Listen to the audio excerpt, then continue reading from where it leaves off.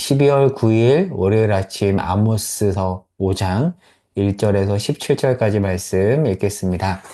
이스라엘 족속아 내가 너에게 대하여 애가로 지은 이 말을 들으라. 처녀 이스라엘이 엎드려졌으며 다시 일어나지 못하리로다. 자기 땅에 던지우며 일으킬 자 없으리로다. 주 여호와께서 이와 같이 말씀하시되 이스라엘 중에서 1000명이 행군에 나가던 성읍에는 100명만 남고 100명이 행군에 나가던 성읍에는 10명만 남으리라 하셨느니라. 여호와께서 이스라엘 족속에게 이와 같이 말씀하시기를 너희는 나를 찾아라 그리하면 살리라.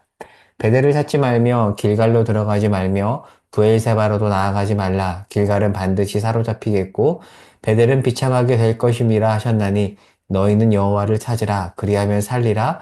그렇지 않으면 그가 불같이 요셉의 집에 임하여 멸하시리니 베델에서 그 불들을 끌 자가 없으리라.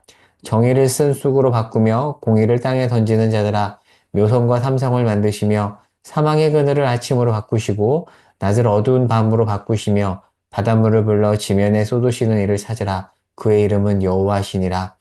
그가 강한 자에게 갑자기 패망이 이르게 하신즉 그 패망이 산성에 미치느니라. 무리가 성문에서 책망하는 자를 미워하며 정직히 말하는 자를 싫어하는도다. 너희가 힘없는 자를 밟고 그에게서 미래의 부당한 세를 거두었은즉 너희가 비록 다듬은 돌로 집을 건축하였으나 거기 거주하지 못할 것이요 아름다운 포도원을 가꾸었으나 그 포도주를 마시지 못하리라. 너희의 허물이 많고 죄악이 무거움을 내가 아노라. 너희는 의인을 학대하며 뇌물을 받고 성문에서 가난한 자를 억울하게 하는 자로다. 그러므로 이런 때에 지혜자가 잠잠하나니 이는 악한 때임이니라. 너희는 살려면 선을 구하고 악을 구하지 말지어다. 만군의 하나님 여호와께서 너희의 말과 같이 너희와 함께 하시리라. 너희는 악을 미워하고 선을 사랑하며 성문에서 정의를 세울지어다. 만군의 하나님 여호와께서 혹시 요셉의 남은 자를 불쌍히 여기시리라. 그러므로 주 만군의 하나님 여호와께서 이와 같이 말씀하시기를 사람이 모든 광장에서 울겠고 모든 거리에서 슬프도다 슬프도다 하겠으며 농부를 불러다가 애곡하게 하며 울음꾼을 불러다가 울게 할 것이며 모든 포도원에서도 울리니 이는 내가 너희 가운데로 지나갈 것임이라. 여호와의 말씀이니라. 아멘. 자, 오늘 본문을 길게 읽었는데 자, 오늘 본문에서 중요한 단어를 두 개 꼽으라면 저는 1절에 나오는 애가 그리고 16절에 나오는 울음꾼을 들겠습니다. 이 두 가지 단어를 좀 살펴보겠습니다. 자, 애가는 뭘까요? 애가는 슬픈 노래이죠. 자, 아모스가 지금 이스라엘 백성들에게 슬픈 노래로 지은 내 말을 들어보라고 하고 있고요. 그리고 16절에서 이제 울음뿐이 나오는데요. 자, 배경은 이렇습니다. 자, 광장에서 사람이 울게 될 텐데 울음꾼을 불러서 그 울음을 더 강화하게 만들 것이다라고 하고 있는데 자, 여기서 울음꾼은 누구냐면 이 당시에 이 울음꾼이라는 직업을 가진 직업군이 있었는데요. 이들은 장례식에 가서 전문적으로 잘 울어서 장례식의 어떤 분위기를 돕는 그런 여인들을 말합니다. 그들을 내가 고용하겠다라고 하는 겁니다. 자, 그런데 중요한 것은 제가 여기 당시 분위기를 축제라고 적어놨잖아요. 아모스가 지금 애가와 울음꾼을 사용하면서 지금 말을 하고 있는 이곳은 매일매일 축제가 벌어지는 곳입니다. 자, 그러니까 지금 오늘 설교 제목처럼 아모스가 축제의 자리에 가서 애가를 부르고 축가를 부르는 게 아닙니다. 애가를 부르고 울음꾼을 고용해서 울게 만드는 겁니다. 여러분, 결혼식이 축제 분위기잖아요. 거기서 갑자기 누가 애가를 부른다고 생각해 보세요. 그리고 울음꾼을 동원해서 막 운다고 생각해 보세요. 찬물을 끼얹는 거잖아요. 그래서 오늘 설교 제목을 제가 찬물 끼얹기라고 했는데 지금 아모스가 축제의 자리에 가서 찬물을 끼얹고 있습니다. 자, 배경을 통해서 이 내용을 더 살펴보도록 할게요. 제가 여러 차례 주일 설교와 아침 묵상 설교 때 나누었지만 복습을 위해서 또 자세히 설명해 보겠습니다.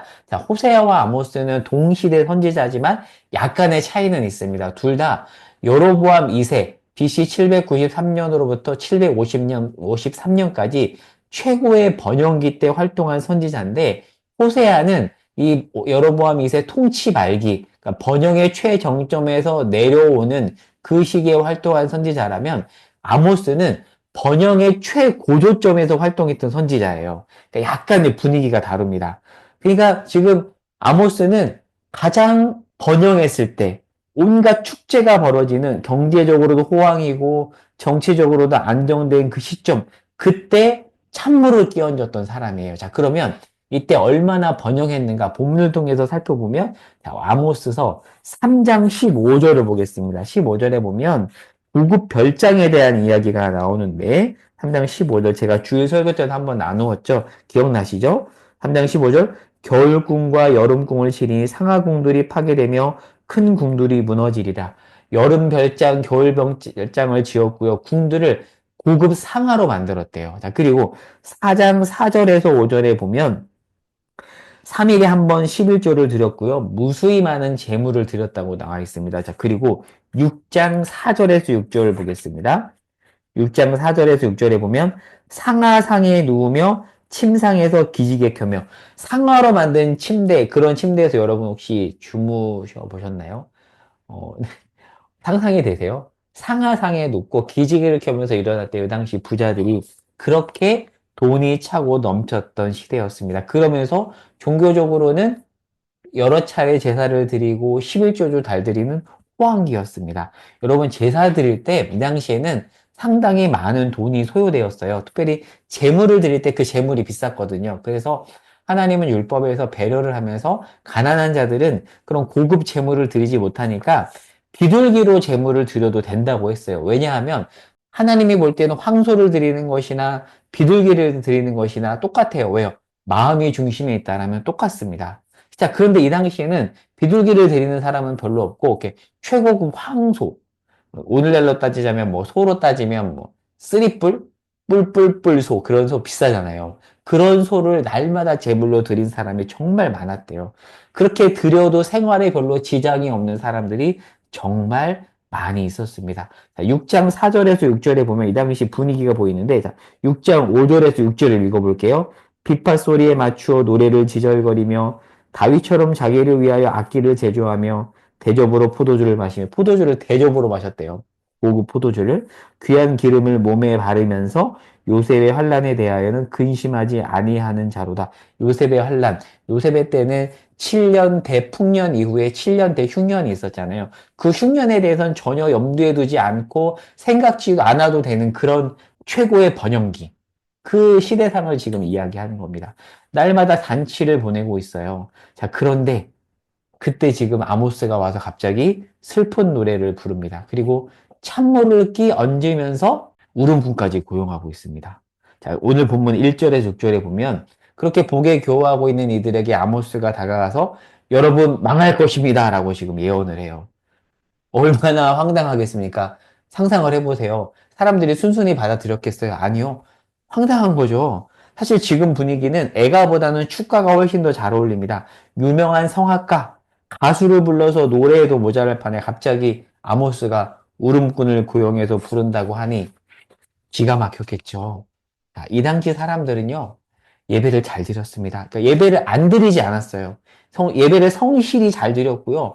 헌금도 정말 잘 드렸습니다. 여러분, 오늘날 주일 성소가 얼마나 어려운지 잘 아시죠?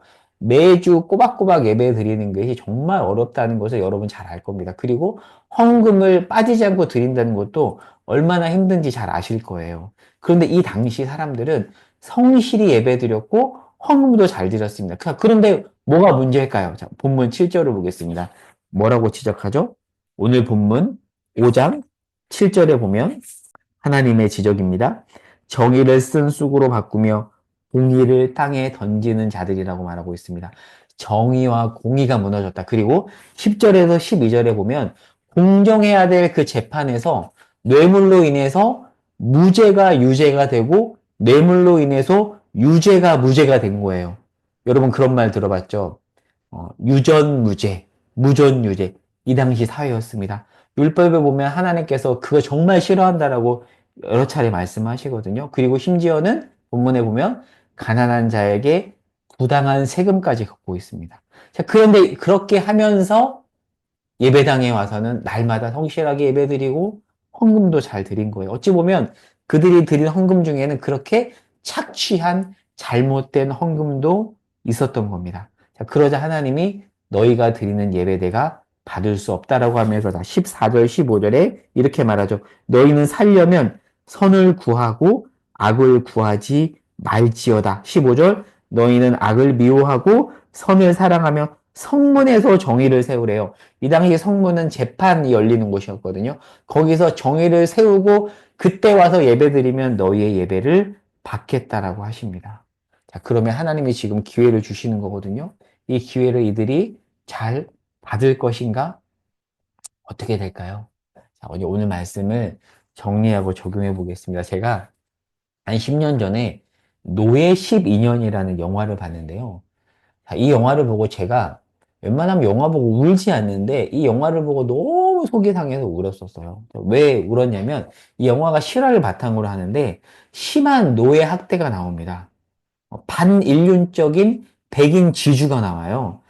이 백인 지주가 어린 여자 노예를 강간하기도 하고, 그리고 인신매매를 통해서 불법으로 노예들이 팔려오거든요. 그게 불법이잖아요. 근데 그것을 알면서도 눈을 감습니다. 모른 채 합니다. 그렇게 나쁜 짓을 계속해요. 자, 그리고 나서 그 나쁜 짓을 하고 나서 주일날 노예들을 모아놓고 백인들이 함께 이렇게 예배를 드립니다. 이게 남부 기독교, 미국의 남쪽은 바이블 벨트라고 하잖아요. 기독교가 굉장히 번성한 곳이거든요. 거기서 예배를 드리는 장면이 나와요. 위선의 끝판왕이죠. 이걸 보는데 너무 속상한 거예요. 하나님 뭐죠? 이게 실화라고 하는데 하나님 이게 뭘까요? 자, 그런데 오늘 본문 아모스서에 보면 이 모습이 재현되고 있는 것입니다. 자, 그런데 이 당시 북이스라엘의 제사장과 선지자들은 대부분 이해관계가 맞물려 있어서 뭐라고 못합니다. 왜요? 내부자니까. 그래서 하나님이 누구를 부르죠? 북이스라엘이 아닌 남유다 출신의 정통 제사장이나 선지자 출신이 아닌 일반 목자 출신의 소위 듣보잡 아모스를 부르세요. 아모스는 남유다의 목자 출신입니다. 그러니까 갑툭 튀어요. 갑자기 아모스가 툭 튀어나와서 이해관계를 떠난 사람이 와서 말씀을 전한 겁니다. 왜 하필 그런 사람을 불렀을까요?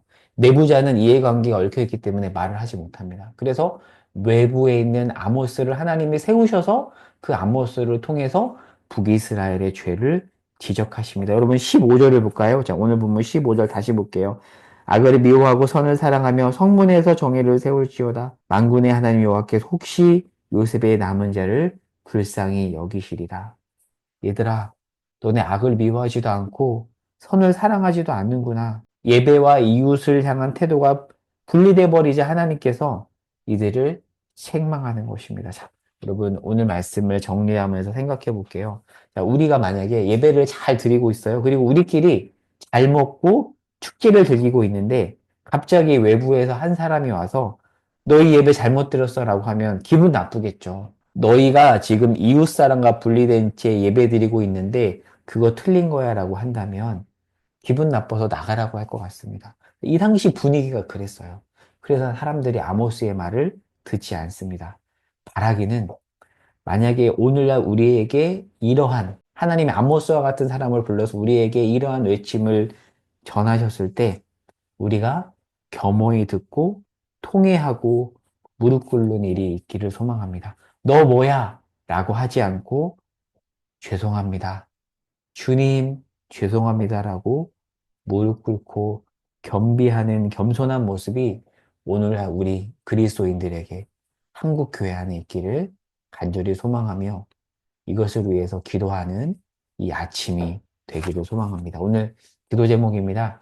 주님이 우리에게 찬물을 끼얹기도 하거든요. 끼얹어 버려요, 하나님이. 그때 하나님 뭐예요? 라고 하는 게 아니라 주 앞에 겸손하게 반응하게 해달라고 그렇게 이 아침에 기도할까요? 기도하겠습니다. 하나님, 우리에게 찬물이 필요합니다. 주님, 우리에게 찬물을 끼얹어 주시옵소서.